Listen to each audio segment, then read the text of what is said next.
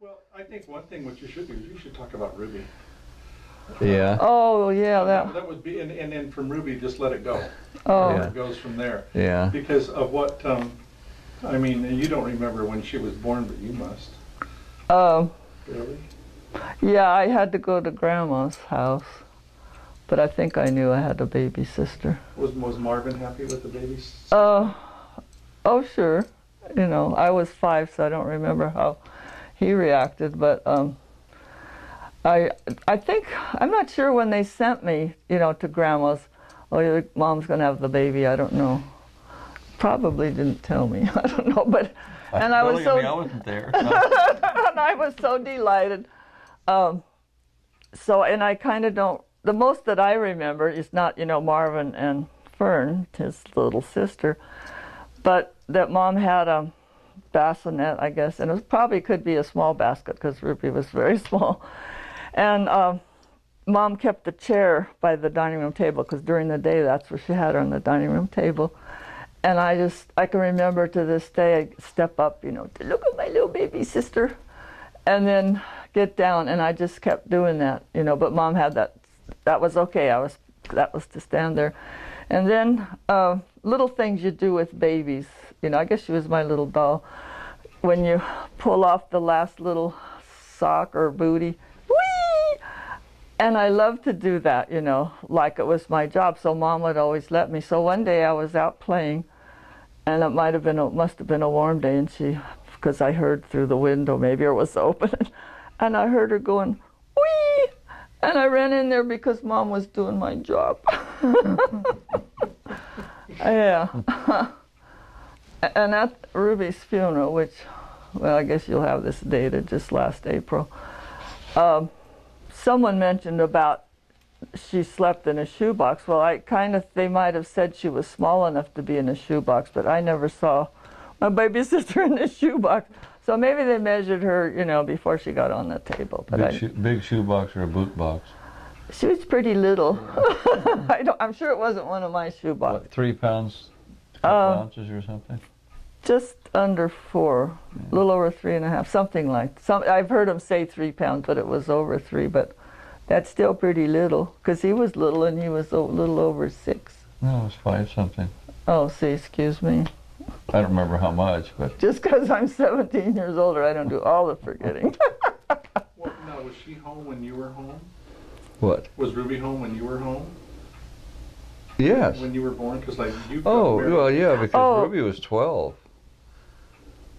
Oh. So Ruby was 12, and was it you or was it when Ruby came home they handed him to me? Oh, well, That was- you know, the first I knew of it, you had said that at Ruby and Stan's 50th. You know, Glenn was up there and he was saying that, how was it you said that she held you? Well, all these years, almost 60, no, it was 2 years ago, so it'd be almost 58 years, that I thought, you know, I was the first one, oh, excuse me, because Ruby, okay, I was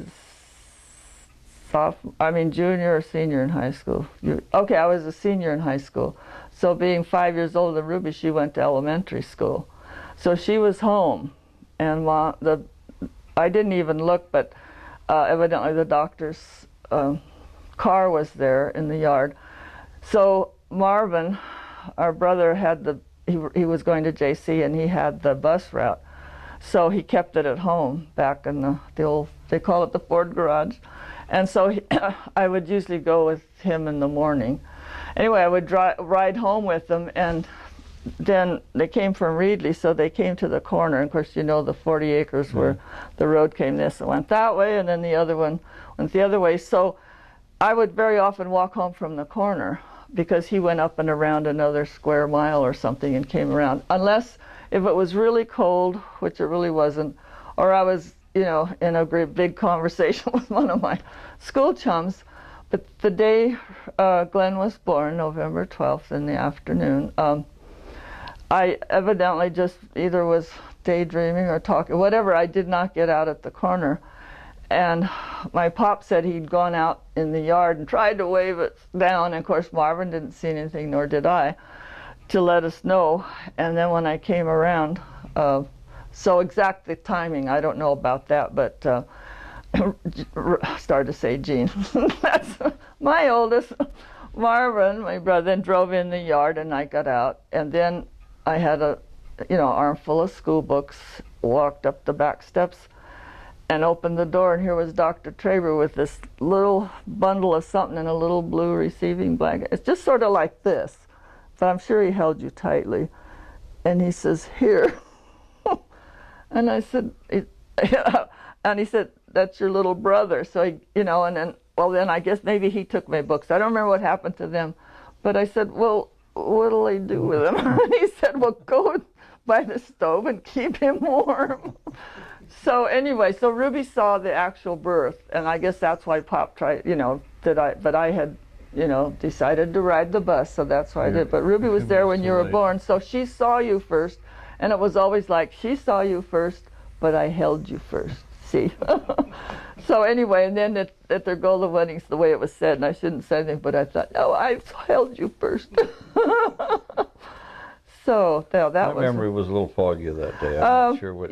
Well, I think moms remember it, but they remember how sweet the little guy was. So, oh yeah, if we're going to talk about Glenn, I can remember Mom, was so creative. She made a writing desk, the library table, the ferneries, cedar chests, and at that time I don't know what she was making then. Later on, I know she redid her. Dining room table, but what did you say she might have been making? Oh well, rugs were later. Rugs were later. She might have been making bedspreads. No, it was those perennial woodworking. Oh, you So she was going to manual training. So poor little Glenn was like my poor little Gene had. They called it colic, and he cried a lot.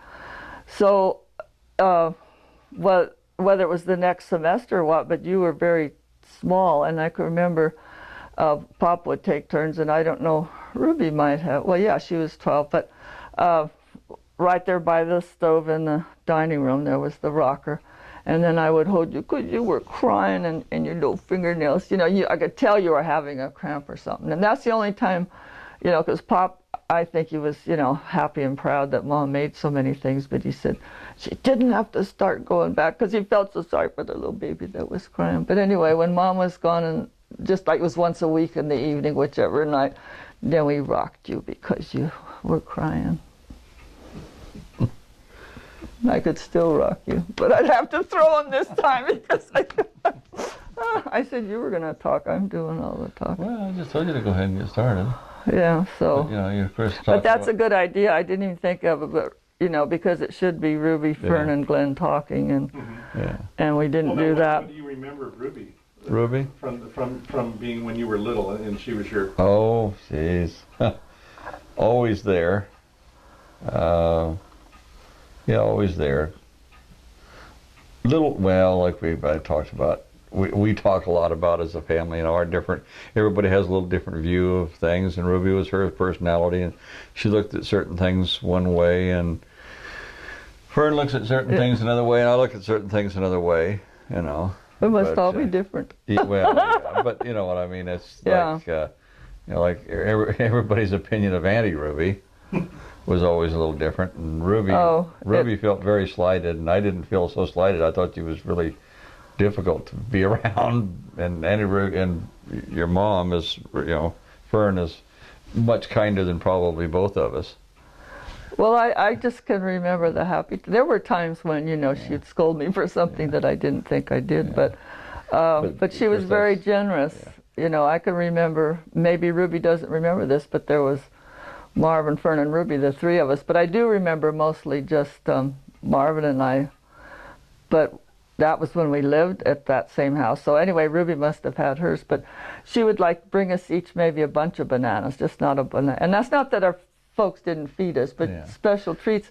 She bought us each a jar, for your own self, not just a jar of peanut butter for the table. But Marvin had a jar, I had a jar, and I guess Ruby also. And I know I was so saving and just meeting it out, and in no time Marvin's was gone. So then, then you learn to share. You give some to the one that doesn't have any. Before I forget it, and I'm sort of interrupting you, but one of the things that, it wasn't funny because when Glenn told me we were on the way the day after Ruby died. We met, Russ took me to, what was that, Lodi. Lodi. And met Glenn, and then he took me down to be with the family. But see, I was, 17 when Glenn was born, and so in 1942, he would just be past, no, you were about a year and a half, wasn't, you know, because we were married in March of 42. So when we went together, he was a little guy, and so we would take him, you know, like for rides or something, but I got that wrong. I was going to, let's back up, see, Glenn was born okay then, but when Fred and I went together, we were said, let's talk about Ruby, okay. So anyway, usually our dates were, we'd go to the movies, or like Sunday afternoon take rides, and he'd, you know, not fatten me up. I'm fat now, but that's not Fred's fault. On soft ice cream, I learned to love that. But Saturday night, usually we'd go to a movie in Dinuba. Well, they had 2 theaters, and anyway, Ruby would want to go. And you know, and, I had gone out maybe a couple times, but Fred was my first real boyfriend that I knew. He really, really liked me. Anyway, and it was okay, but I kind of, you know, you don't want to take your little ones along all the time. Maybe sometimes people did send their younger ones for a chaperone. And I don't know, I wish now I had asked Mom, but you don't think about it in time, whether the folks ever knew, but Ruby didn't go to Dinuba High School or anything, but she had friends there. So anyhow, here we'd be sitting in the movie, and then you don't want your little sister, but she didn't want to go to that theater. Fred and I went to one, and there was another one, and so we would drop her off. So I don't know what happened during the movie. They you know, I probably, you know, smooching in the balcony like Fred and I were doing. And then when our film was over, and then we'd go pick her up again, you know.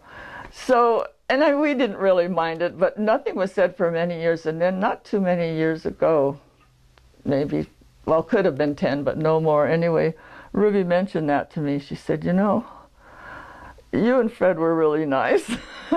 You know, to put, you know, when at her age, she didn't think about it. She wanted to go someplace. The fact that we would take her along, you know, and I said, well, you know, it was okay. But sometimes it was just like I didn't want her to always win, because she would pout and they'd say, well, you can take her this time. One time I think they did make her stay home. It was something special. Maybe, I don't remember if it was New Year's Eve, but, and she just really, she stomped. She knew, she said she did throw a fit if she couldn't go. So then on the way, somehow it came up when we were going down, like I said, the day after she died. Well, Glenn said, well, guess what? He said, she got, I don't know what you said, not her, but she got, even for you. Yeah, he got even for me because I didn't know. To take me to the movies. Yeah, so then Ruby and Stan had to take Glenn, and I don't think you ever mentioned that before. And, you know, so we were crying, and then we were laughing about that. Yeah, because she had to do just like she did. Yeah, so maybe she was thinking sometime about, you know, having to take you, and that's when she said. I doubt if she thought that far. No. Well, I mean, because she hadn't told me. It couldn't have been more than 10 years ago that she remembered, and she said, yeah, So that when kids are like that, you know, baby sister, they know they're doing it. But, you know, the main thing with her was to get to the movie to see her friends. And, you know, but that was in the old... The only difference, I never went to the other movie. Oh, you went with them? Yeah.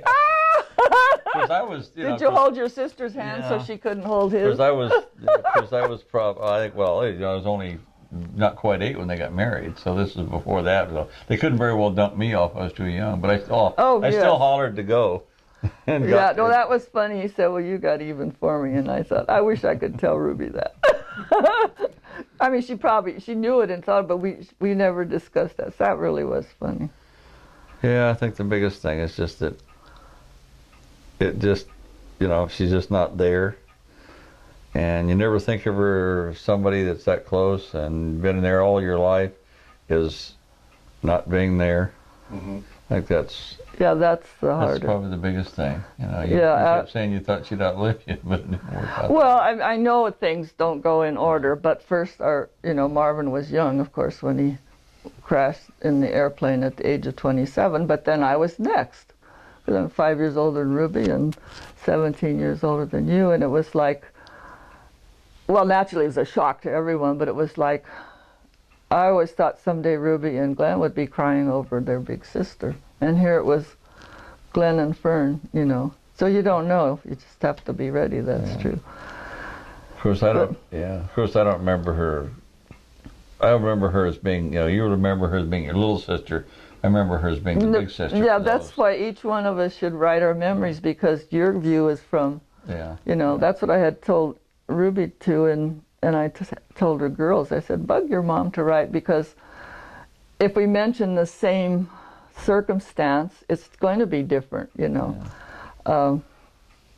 But then she says, oh, I'm not as creative as you. Well, I said, you don't have to be creative. Write your memories. That it'll come, you know. Yeah. It's her memories, and nobody can tell you what to write. Yeah. But she didn't. So, like Kylie said one time, that one day, I don't remember, it was something special, and I guess I forgot my camera.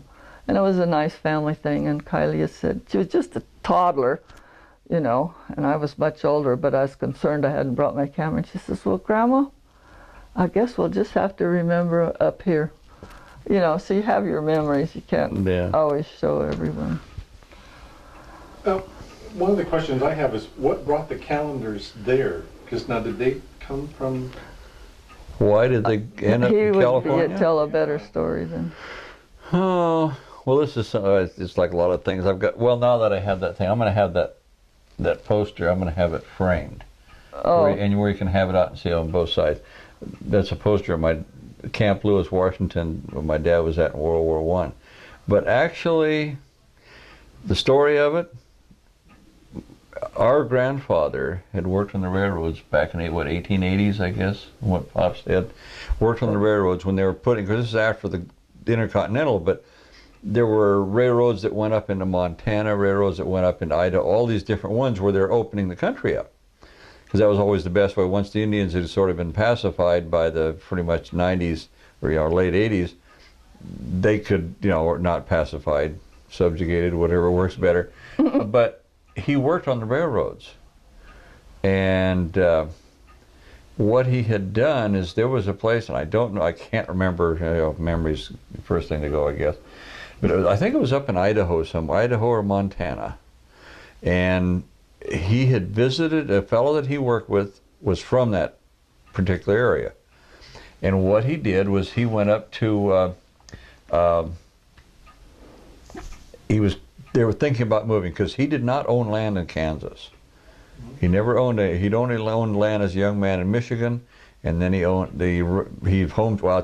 homesteaded in western Kansas, and they sold that, and I don't know if I put it on the tape before. Actually, he got $15 and a buckboard, $15 and a buckboard when they kept it long enough to sell. He got title to the land and sell it, and lived in a sod house. Well, that's where our Pop was born. No, that was not where Pop was born. Oh, okay. He was born... But I mean, he was the only one born in Kansas. Yeah, the older ones. The other ones, I think, we're all born in Michigan. Okay. I'll have to look. I've got it up somewhere. But then there was, he could have been born there. I'm not sure, because I don't think so. Because anyway, then Ogden, Kansas, where Norton, Kansas. Norton County is. That's where he was. That was where he was born, or went to school. Well, I heard born. I thought you would remember better. But anyway, I don't have my notes with me today. But he was born in one area, and evidently they were there for a while. It could have been where they homestead. Then they went to eastern Kansas, and that's where they stayed for 10 years or so, or 12 years, till they come out here. And he actually sharecropped. They had a little less than a section. There was a river, and I want to go there someday. I want to find it, because I've got a picture of it in my mind, and I know about where it is. It's like 5 miles out of town. 5 or 6 miles out of town, and it's almost a section of land, and the river that runs through there cuts a corner of it off, so it was that less of a section. And this fellow from Kansas City, Kansas owned it, and Grandpa farmed it. And it was strictly sharecropping. And he just got tired of not being on his own, because you got to figure that was 1905 when they moved. Grandpa was 54 years old. And so, wanting a future, so I would imagine he wanted to get some land. So anyway, that's when anyway, he'd gone up, he'd knew a place he wanted to go. Always had this picture, this beautiful valley, plenty of water, good grazing, good farmland. And what he was going to do was he was going to go up there, buy a ranch, and move the family.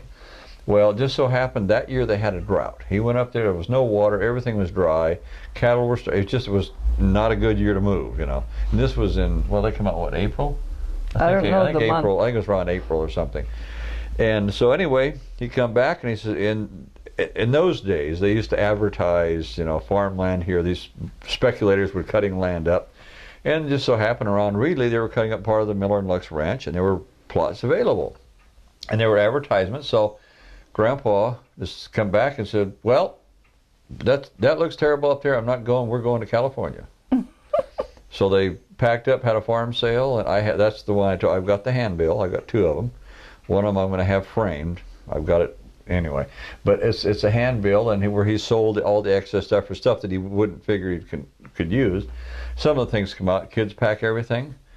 Well, Curtis has got it, but I've got stuff. I've got Pop's ice skates. Can you imagine a 12-year-old kid? That's a pride.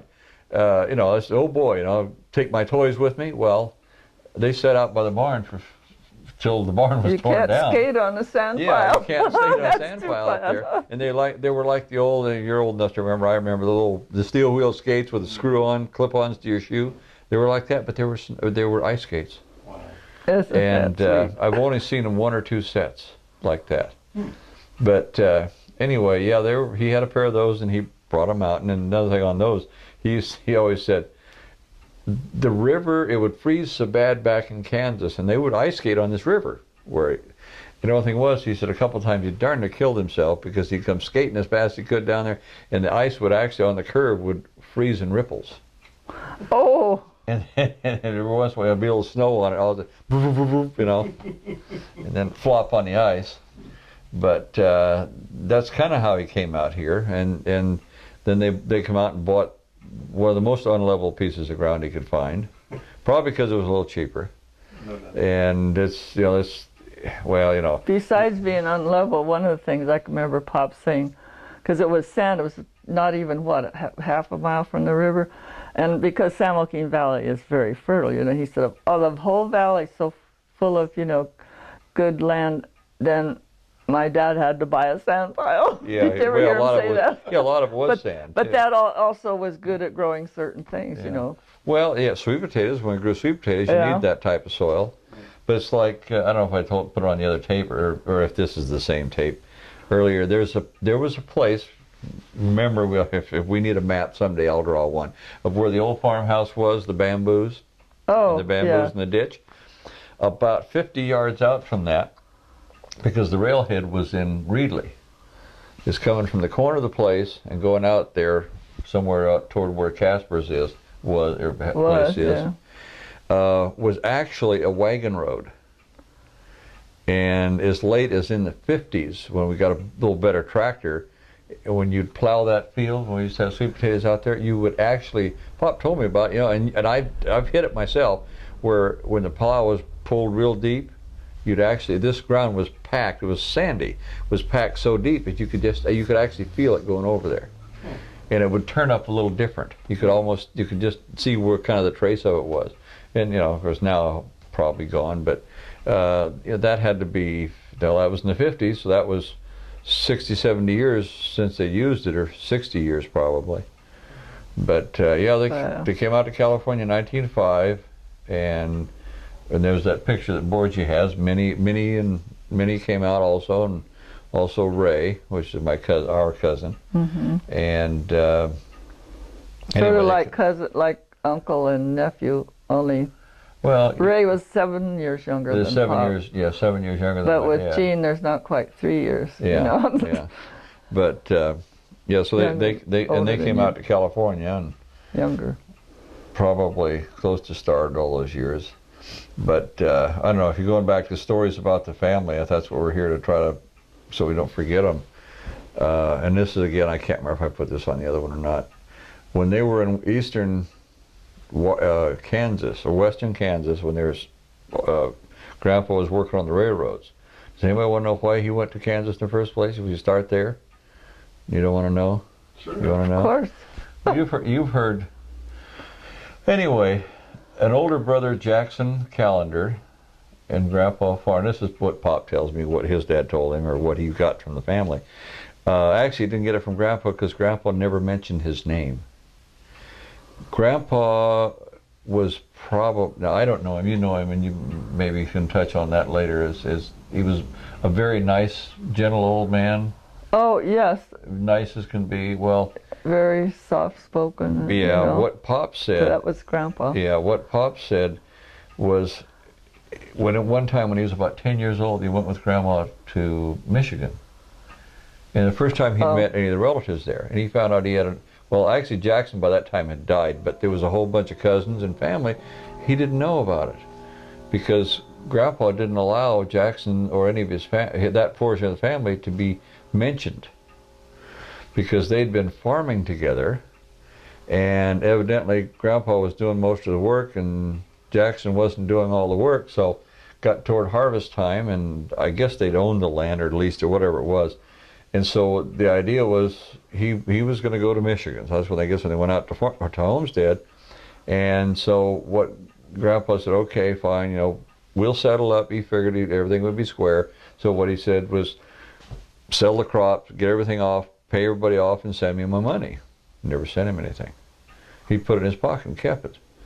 And it just, you know, the story was, you know, that Pop told me, it was that, you know, Jackson would rather go talk to people instead of work on the ranch and make things work. Grandpa did a lot of the work, and he was so disgusted, that's why he did it. So after that time, he never allowed anybody, he never allowed his name spoken in his presence. See, no, I didn't know that. That's, you know, you being the only kid after, you know, us older ones went. So so Pop met family that he didn't know he had afterwards. And to the day Grandpa died, as far as he knew, he never spoke of Jackson ever again. But Grandpa, there's a couple other things too. One is Grandpa, I guess, never went out of the house or away from the house much without a gun. But that was a frontier thing. Oh, in Kansas, but not here in California. I don't know about California or not, but Pop said one time when they went to a fair, you know, kids will put their hand in Grandpa, you know, Pop's pocket. Yeah. They were at this carnival, and Pop reached in and pulled out a gun. And he's, give me that, and put it back in his pocket, and he found out that I guess Grandpa most always packed a gun. Well, it was just one of those things. That was what it was. That was the way he was raised. Rough times on the railroad, maybe. Well, that or whatever. But anyway, and Pop said, of course, you know, I don't even remember Grandpa just by pictures, and what you remember is a nice old guy. And Pop said that when the first time when he was back there, he talked to some of the neighbors and friends. You know, 'cause, oh boy, the family from Kansas is back to visit. And he talked to some fellows that knew his dad, and said that he was, of course, everybody always said he was honest, but he was not a man you'd mess with. You didn't get him mad, because if you did, you had more than you wanted. He was not. I don't think he was. Well, he wasn't. I never saw a temper, but grandkids don't. But he was. I don't know how to say it. Tempered with honor. He was a very honorable man, and if you crossed him, you had to be wrong. You wouldn't cross. He was not a man that would ever, you know, start a fight, but evidently he was very capable of finishing one. And they say, oh yeah, I guess evidently he was known to be somebody to be reckoned with. He was a young man. But one of the things Pop told me about Grandpa, and of course you may not have seen it either in later years, but he was, of course, being scrupulously honest, would never cheat anyone about anything. Would, like, just an example, if you had a horse for sale and he wanted $20 for the horse, he would ask $20 because the horse was worth $20 and he expected to get $20. But he also was not a very good bargaining person. So instead of somebody said, oh, I'll give you $18 or I'll give you $15, said, no, I'll give you $19.95 and call it whatever, he wouldn't do that. He might take $15 for the horse, but he'd never deal with you or probably never talk to you again. It was just like you were cheating him by not paying what it was worth, because it was worth 20 or he wouldn't ask 20. That's just, you know, that's the way he was. And they said that Pop said he'd seen him do that, you know, that type of thing. But like again, I don't know if this is on tape. When one story that I kind of like that tells maybe what grandpa's like, Leo was a scrapper. Oh, yeah, And, I've heard that. Yeah, he was a scrapper, and I'll tell you another story about this. I didn't tell Borgie the other day. Borgie may see this. Well, what I told you last night about running into the little guy. Well. Anyway, Leo was a fairly good size. Actually, all the boys were fairly good size. Oh, sure. They were fairly good sized men. Leo was lean, but he's like the Calender. He's pretty hard lean, I guess. He's a strong man. But anyway, Pop went to school, and we've got a picture, I think, of the old schoolhouse somewhere in that batch of pictures I've got.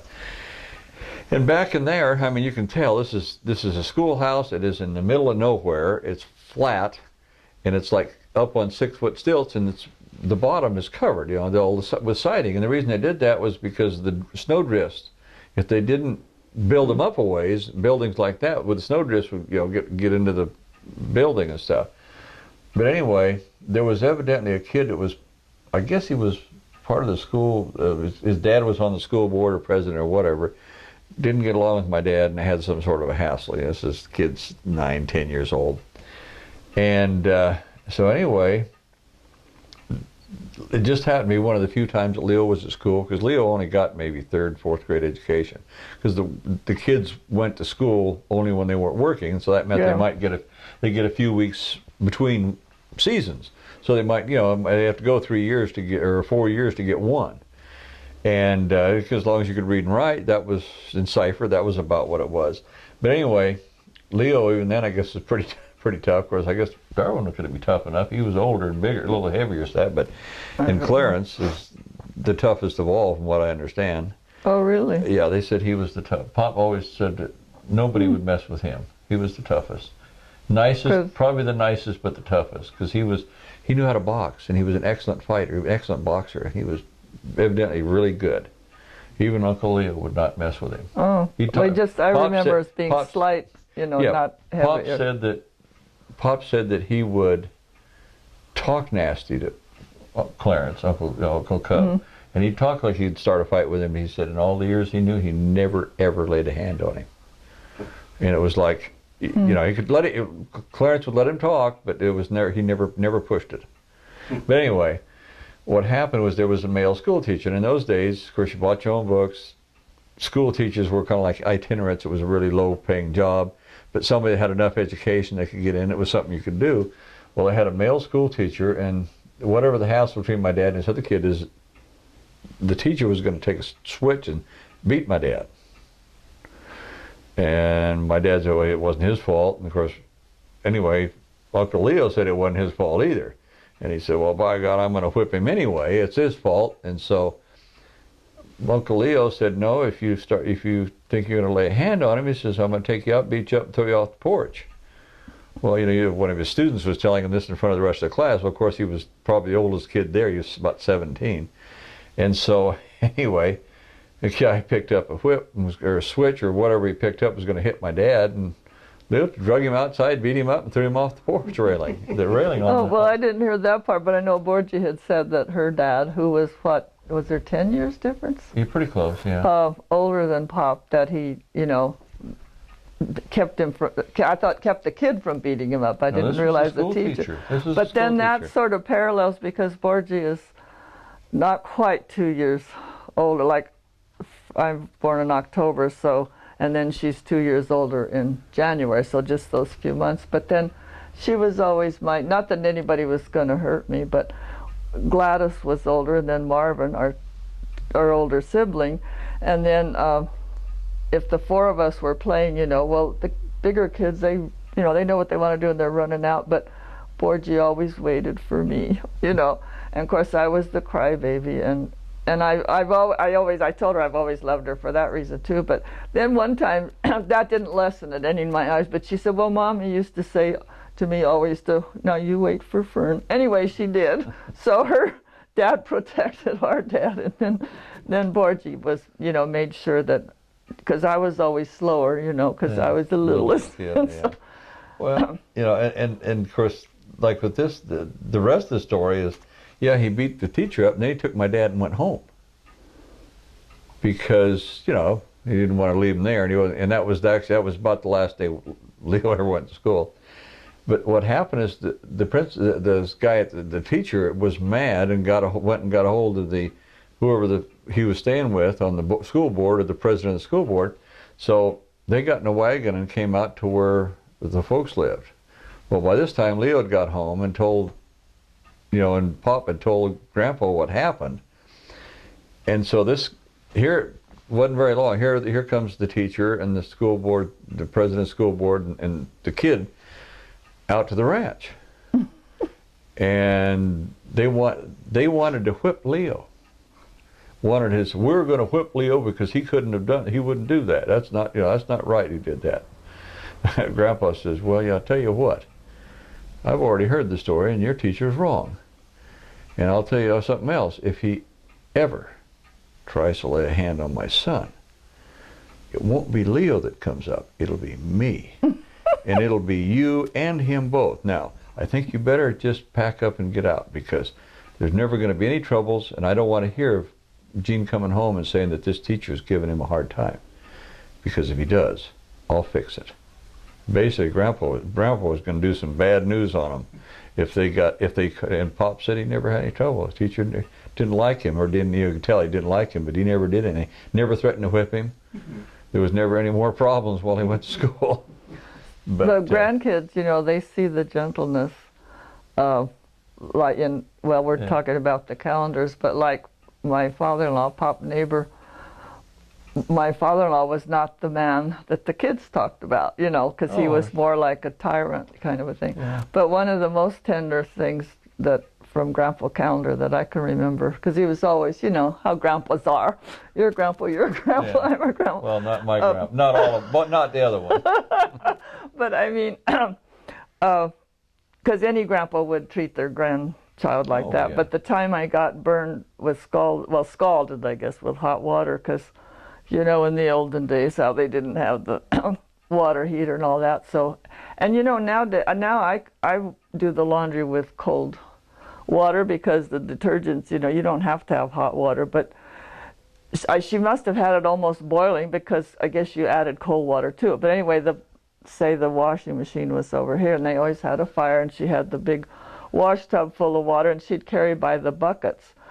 And we always knew that on wash day, you just don't go near that fire. That was too dangerous. And so I didn't, but I was swinging on, and I don't think by the time you were born, I think we decided it was too dangerous. But instead of a rope, we had the old tire swing. Pop had a big chain. Well, it'd be a hook and chain. Anyway, where the hook came around and it hooked onto however it was attached to the tire.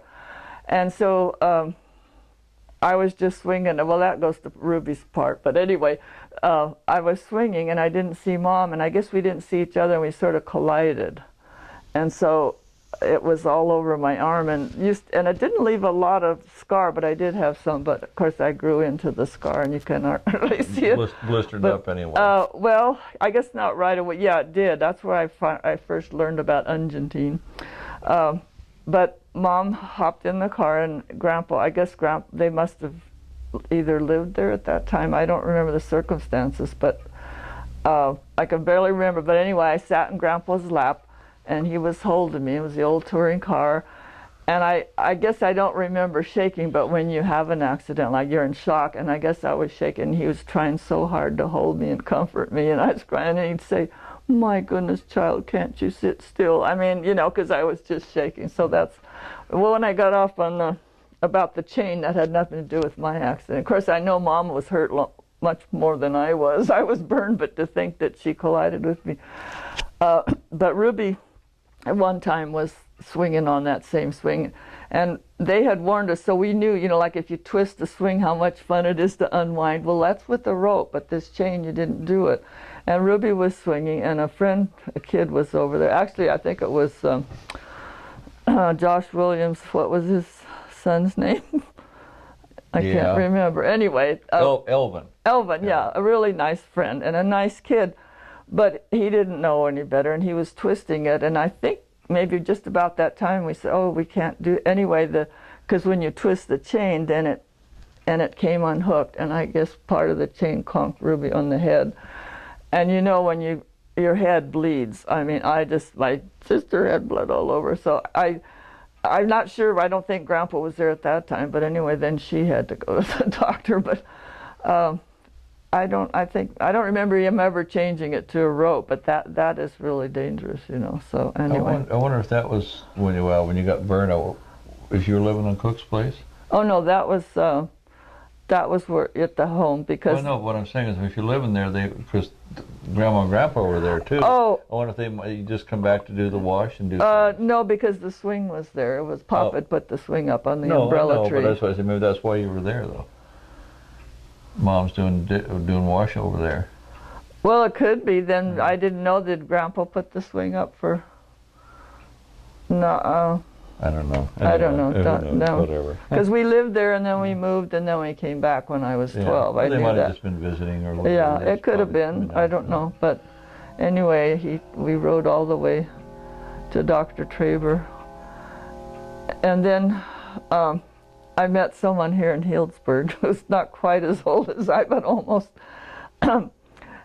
is a member of the Healdsburg Historical Society, and every month in the newsletter they interview a volunteer, and so he had read, there's one of the June Smith, she's such a good writer, but she does the interviewing, and it's just usually about one page, but she'll talk to you to see what, you know, you had, where you were born and raised or whatever, and different, you know, where you went to school and hobbies and whatnot. But anyway, then since I was born in Reedley, or actually, I don't know if she wrote Reedley, but I knew. But anyway, someone called me up and they asked if this was Fern Neighbor, and I said yes. Is this the lady that is that volunteer profile in the newsletter? Anyway, so anyway, he said, well, he was born in Reedley and delivered by Dr. Traber, and so Dr. Traber wasn't in my little article. But I thought, isn't that uncanny, you know, after all this. All of us, I think, didn't it? Oh yes, all of us, yeah. All of so, us, but yeah. I said, oh, and I tried to remember then if he was a couple years younger in high school, but he said no, that he was just barely a toddler, and his folks had moved back east. But that was also during the Depression, and so he was, you know, we were kind of comparing notes. How he said he remembers, like what, picking up, wouldn't be bottles back then, but maybe walnuts or something. Anyway, different things to make some money, kind of a thing. So was the family plot always just the 40 acres? Did it start at that? Started and ended at that. So it was always. Well, not really. Didn't they sold? You mean the? Well, they sold it late. They sold it. Yeah. All. Yes, Yeah, no, but never more. No, just 40. And what was the first crops? I wonder what they did. Well, Grandpa planted the peach trees, but before they grew, I don't know what he. Yeah, I don't know what he did at first, other than the eucalyptus grove. Yeah, well, Pop always said, no, because it was terrace. This is, you remember as a kid yourself, there was like a slough back there, and I think about 1948 or 50 was the last time it actually had water in it. Pop had been pumping water in it because we had lots of ditch water. We were running water in it. Then the groundwater actually came up that high, and it held for almost a year. I remember. Don't we have a picture of Marvin or somebody in a rowboat? Yeah, well, no, it wouldn't have been then. That wasn't the rowboat. Actually, what that was an old horse trough. I used to paddle. You do have pictures of Marvin, but I used to take that same old horse trough and paddle around it myself. Oh. But anyway. That's a very fuzzy picture.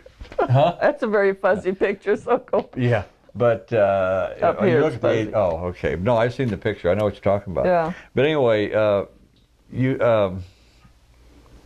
Are you running Grandpa back, he tried to plant a couple of different things, and what he done is he scrapered it off and terraced it. Mm-hmm. But it was, I guess, by the time he scraped it, nothing would grow right. He couldn't get anything really to grow, and early 1910 or thereabouts or whenever it was, because he was trying to improve the place. And that's why that place, you remember, it was all these little patches and stuff. Mm-hmm. That evolved over a number of years up until we quit farming, I guess.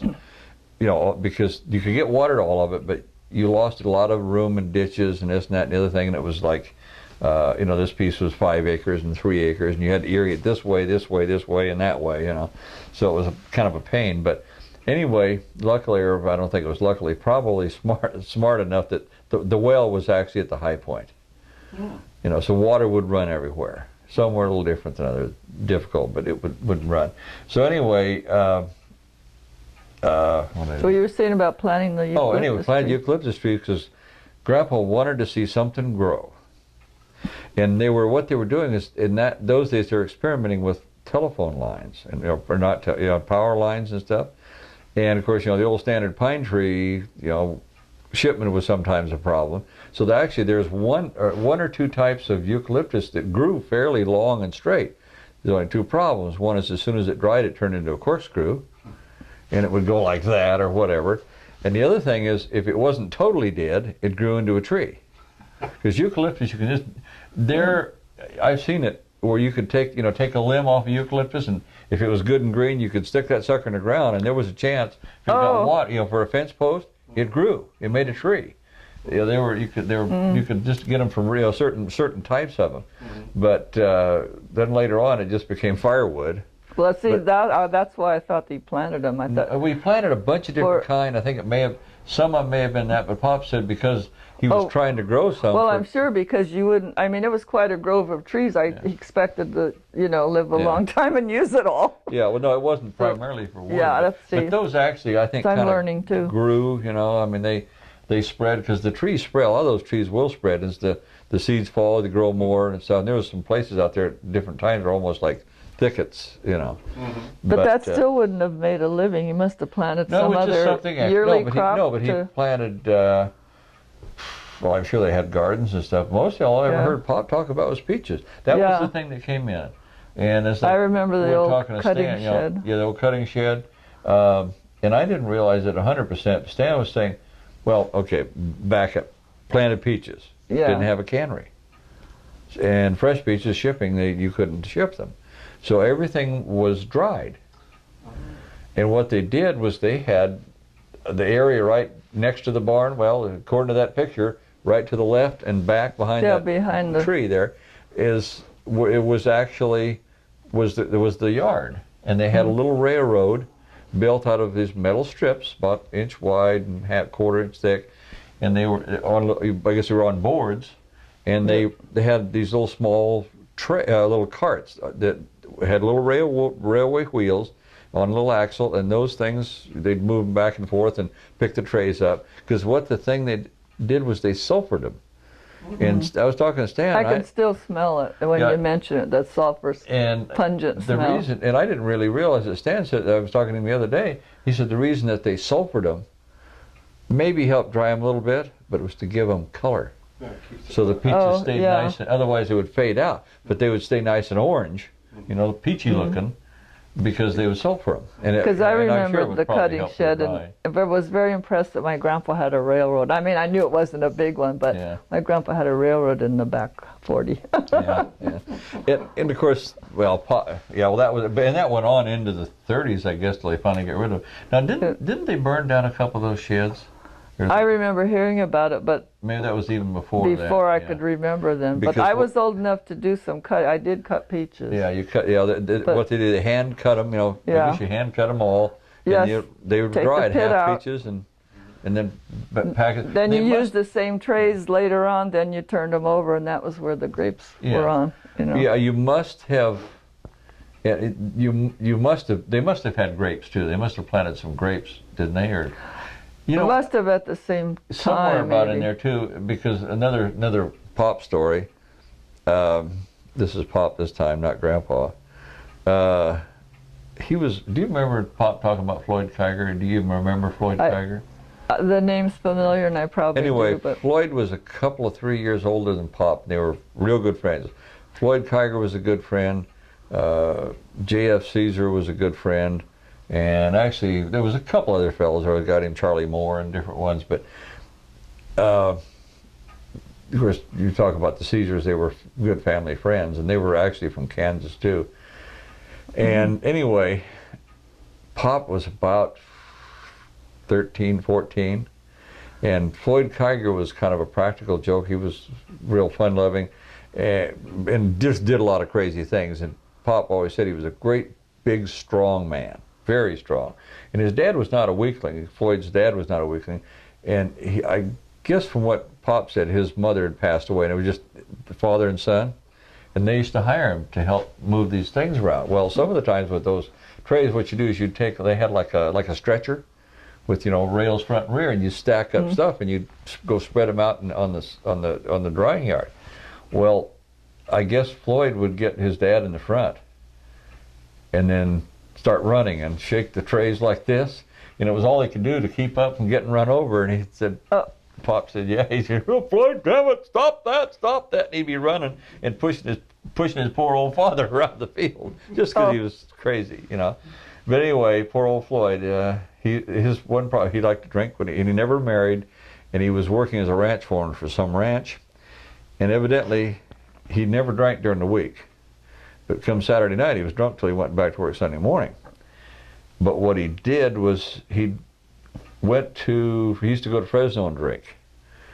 And evidently, being he was single and probably room and board, something, he had a little money, could afford to do it. But he, evidently, I think it was on Manning Avenue, yeah, with the railroad tracks on Manning, Model T, Model A, whatever old kind of a Chevrolet, whatever car. He was going home and he turned on the railroad tracks, and you know the old railroad tracks would always bump up, and his car stalled. He passed out, and train the 4 o'clock freight nailed him, whatever it was. But anyway, Pop said that Grandpa, I guess, he never drank much, but once in a while I could have a jug of wine around. So they went over to the Cello wine, the Cello Vineyards, there, Cello Winery out of Reedley, and he sent Floyd and my dad and gave him, I don't know, 50 cents or whatever it took for 2 bits to buy a bottle of, jug of wine, and he asked him to go over and get one. So Floyd went over there. Floyd, I guess, even then drank as a kid. Well, Pop had never had anything to drink in his life, and it didn't matter in those days. Oh, you come to buy, you want to try this, try that. Well, they'd go by. You were doing wine tasting, and he'd give Pop. I guess Pop, yeah, try that's pretty good. And I guess Pop got so drunk he passed out. So Floyd bought the wine and put him in the back of the buckboard and brought him home and picked him up and handed him to Grandpa. And he was all fat because he had too much to drink. Nowadays it would be called contributing to the delinquency of a minor. Now everybody would have gone to jail, but Floyd just thought it was funny, Oh, Pop sure, all he remembered is he had an awful bad hangover when he woke up, and his dad was really mad at him because he wasn't supposed to do that. But he said, I didn't know, But anyway, and I don't know what Pop. Pop never really talked much about what he did, other than I know he did ranch work. And I'm sure he worked out at different ranches. I don't remember all the names. He worked at ranches around the area. And you're talking about Pop, not Grandpa. Yeah, no, this is my Pop before he. Our Pop. Yeah, our Pop. Before he got married to Mom. And I really don't. I don't know exactly what he did, other than he just did ranch work. I mean, he's always been a farmer, and I'm sure he helped Grandpa, because he lived at home till I guess he got married, I think, didn't he? Oh, I'm pretty sure. I don't think he lived anywhere else, Pretty sure. But then again, this is probably on the other tape. Pop bought in 1915.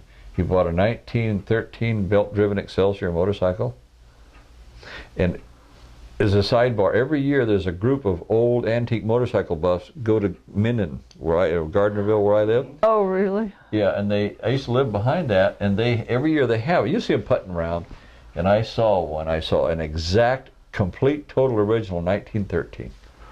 It looks like all the rest of them, Well, do we have pictures of that? I don't. I've got a picture of a 1913 belt-driven Excelsior. But with Pop on it, or? As far as I know, he never had his picture taken. Oh. He didn't keep it a long time. I guess he traded a horse.